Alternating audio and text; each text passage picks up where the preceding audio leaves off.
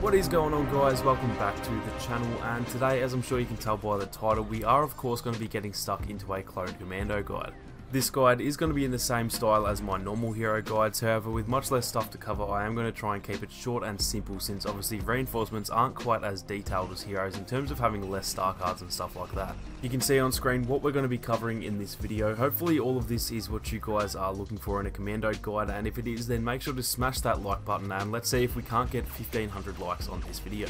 So getting straight into the base stats, and starting off, they do have a really nice health pool for a reinforcement, coming in at 350 HP, although this can actually be raised to 420 HP with a certain star card. This is pretty much the equal highest health in the game other than the heroes, of course. I believe most of the other enforcers do also have 350 HP as well. However, once we get into their cards and abilities, you're going to see just why they're so much more of a tank than any other reinforcement. They do also have the ability to completely regen their health as well, and so unlike heroes, you don't really have to worry too much if you get down in the low hundreds. Just find some cover and you will regen back to full health. However, keep in mind that there is actually a 10-second regen delay, meaning once you get to cover, it actually takes roughly 10 seconds to start regenerating. Now, their weapon of choice is the DC-17M Repeating Blaster, which is a completely new weapon to Battlefront 2, and as you'll see by the stats, it is much more suited to close quarters gameplay. With a single shot to the body, the DC-17M will deal anywhere from 6 to 33 damage per hit, with 6 per hit being the stat from long range and 33 being up close, so obviously at medium range you're looking at something roughly in the middle. As for headshots, they deal 11 damage from long range and 62 up close, so again you can see that massive drop off at range, which as far as I can tell is one of the worst drop offs in the game. So like I mentioned, these guys really aren't designed to be played at long range or even really mid range for that matter. Now, because of the lower damage output, they do obviously have a pretty high rate of fire, so that does help out a lot with the lower damage, and at close range you can get away with a little bit of spray and pray. This blaster does have a really zoomed in ADS, which is kind of strange since obviously that's not what it's best suited for, so for the most part you are better off just not ADSing, but at the end of the day that does just come down to your own preference. As for the spread, it's pretty decent if you are playing at close range, but then at long range it can get pretty bad, so I'd probably class it as medium. However, if you do play to their strengths, it shouldn't really be much of an issue at all. So that is pretty much it for all of the base stats. All around they are pretty decent, and like I said, their blasters do seem a little weak at times, but if you do try and play in those close quarters areas, you'll have a much better time with their blaster. Now, moving on to their abilities, and they do have some really decent abilities. In fact, they're probably the best abilities in the game for the reinforcements. Their L1 ability is called Repulsor Blast, which has a 15-second cooldown, and this is almost like a little force push in a way, just using a small shockwave to knock enemies off their feet. Unlike most knockdown effects in the game, this one actually won't deal any damage to your enemies, which is probably for the best in terms of the balancing, and it does work on all troopers and heroes in the game. This one is great for survivability when you come up against a group of enemies. Let's just say you turn a corner and see 3 troopers, you can try and quickly knock them down to gain the upper hand. It does also help a lot against enemy heroes in pretty much the same way, just by being able to knock them down and get in some easy shots. Its only real downside is that it won't work on droidicas, as obviously they do have ragdoll immunity, and the area of effect is a little bit small, but I do think that's probably a good thing for the game. Moving on to their L1R1 ability, this one is called Battle Focus, which does have a 20-second cooldown, and this one is definitely their best ability. Battle Focus gives 50% damage reduction to you and any nearby teammates. I think this is actually bugged, as they said it was meant to be 25%, but from my own testing and then seeing a few posts on Reddit, it does actually seem to be at 50%, so this may change, but right now that is the accurate number. On top of the damage reduction, any damage that you deal while this ability is active will actually give you about 50% of that health back. So let's just say you deal 100 damage to an enemy, you'll gain roughly 50 HP yourself, and the ability will stay active for 10 seconds. This ability is really good to turn them into a really tanky character. It can save you from almost a certain death and actually allow you to win those battles, so overall this one is definitely one of the stronger abilities in the game. As for its weaknesses, honestly I actually couldn't really think of any, so let me know if you think there are any weaknesses, but to be honest I think this one is pretty much weakness free. Moving on to the R1 ability, this one is called the Anti-Armor Attachment, which has a cooldown of 10 seconds, and this one pretty much just turns their regular blaster into a 3-round grenade launcher. This deals 135 damage per shot to troopers and pretty much just any regular players, but against vehicles it is absolutely deadly, letting you take out a fully maxed out tank in 3 shots if you can land them all, as well as being able to one-shot things like turrets or shields. When you activate the ability, it'll take about 3.5 seconds to configure it from a blaster to a launcher, and then in between each shot it's just under 2 seconds in between, so the timing is very slow to counter the damage output. This ability is super powerful against vehicles and heroes like I mentioned, but on top of that it is also just as good against troopers, as you can pretty much 2-hit kill a whole group of enemies close together.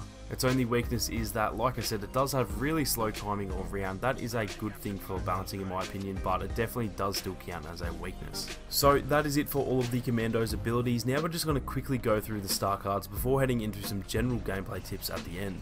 I am only going to touch on 3 cards for these guys, as in my opinion these 3 are easily the 3 most useful cards, but my opinion is far from a fact, and so I'd still recommend testing out the cards anyway, as you might find a combination that suits you better. The first card I'd recommend using is the Survivalist card. This one just allows your health to regenerate a whole lot faster, which is critical for the Commando, as like I said they do have a really slow base health regen time. The second card I'd recommend is the Expert Weapons Handling card, and this one makes it so that you can actually use your middle ability for up to 66% longer, which is insanely good for the Commandos, as obviously that middle ability can be the difference between life and death. This can add about an extra 6 or 7 seconds onto that damage reduction and the health on damage, and so this one just really does speak for itself, and in my opinion it is definitely the best card for the Commando. Now the third and final card I'd recommend is the Battle Hardened card, and this one is pretty simple. Fully maxed, it will just increase your base HP by 20%, meaning that 350 HP will now be 420 HP instead. Again, this one is self-explanatory, so I'm not going to go into too much detail. More health is always a good thing, so this is definitely a great card to equip.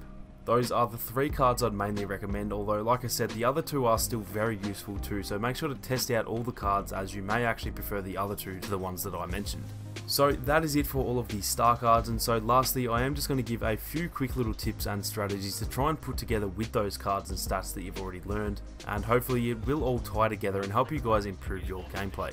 So the first tip I have to mention, which I have already touched on a few times, and that is just to make sure you're sticking to their strengths and not playing at that mid to long range. Their blasters and even to a degree their abilities are best suited to close range, so try and navigate the map in a way that you can avoid those long lines of sight, and instantly that is going to help you guys put yourself in the best position to get more kills. Another tip is to use that battle focus ability when you're about to enter a fight, not so much in a one-on-one, but if you know you're going to be pushing into an area where there are most likely going to be enemies, then definitely activate it before heading in there rather than getting shot at and then activating it in order to survive.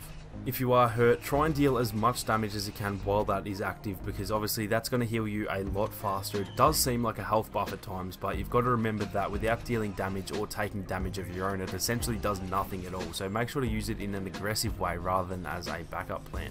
As for their anti-armor ability, make the most of these against vehicles, as they're easily the most deadly option in the game when it comes to taking out tanks. Like I said, they can 3-hit kill them most of the time, so do the team thing and try and take out vehicles whenever you do come across one. Also, keep in mind that you can use all 3 abilities in combination. For example, you can equip the Battle Focus, then pull out the Grenade Launcher, and then still use the Repulsor Blast if someone does come too close, so make sure to make the most of that whenever possible. That doesn't necessarily mean use them all at the same time every time, but just try and keep that in the back of your mind, as I've actually had a few times where I've managed to take out the hero by combining all 3 and using my blaster and the combat roll, so the combinations can be very deadly. Lastly, the Commandos are definitely one of the more team-oriented characters in the game. With the battle focus and their ability to take out vehicles, you should always be trying to play the objective and help your team wherever possible, as without that they are going to be losing a lot of potential power from their teammates. So that is going to do it for this one, guys. Hopefully some of these tips did help you guys out, as the Clone Commandos are extremely fun to use, and I think once we all get the hang of them they will actually probably be up there with some of the best reinforcements in the game. If you did enjoy the video, guys, make sure to leave a like down below to help support the channel.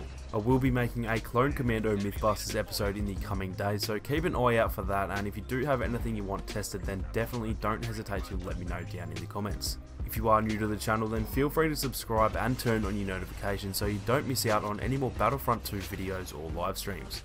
Thank you all so much for watching. You guys have a great day, and I'll catch you all in the next one.